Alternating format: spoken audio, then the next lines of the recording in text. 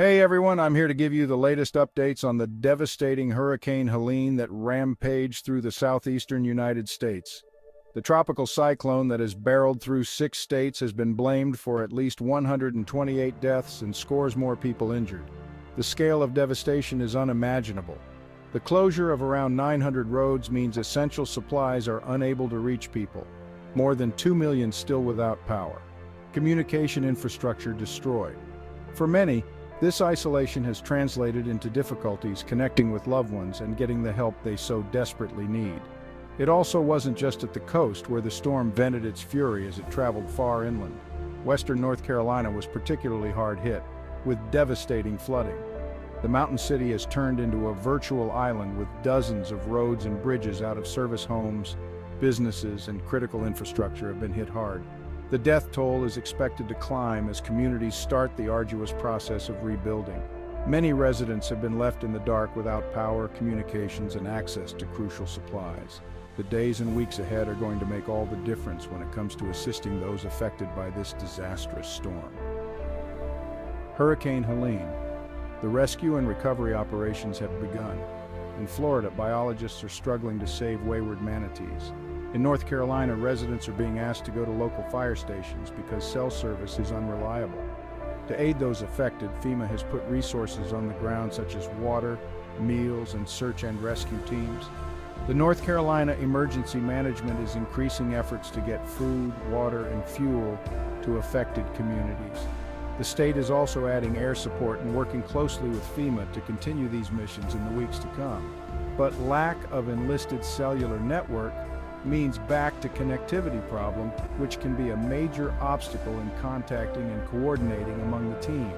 Even in the face of these challenges, communities are stepping up to help one another. People are coming from all over the state and country volunteering in bucket loads.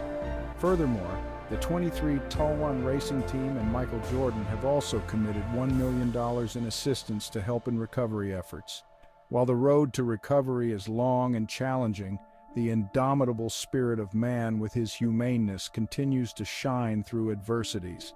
This is what Hurricane Helene looks like, as government officials and individuals strive to get it to safety amid the storm. President Joe Biden has also made a commitment that the federal government stands ready to support survivors and will continue to offer help for as long as it is needed. He also expressed his intention to visit the impacted areas as soon as possible, while acknowledging the need to avoid disrupting emergency response operations.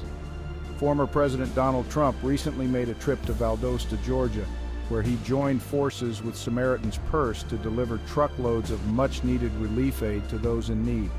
He stressed how crucial it is to set aside our political differences during tough times and come together to help those who are struggling. The terrible floods brought on by Hurricane Helene have brought to light just how often we're seeing extreme weather these days. A report from the First Street Foundation in 2023 highlighted an important shift in how we think about floods. Traditionally, a 1 in 100-year flood was seen as a rare occurrence, but the reality is changing.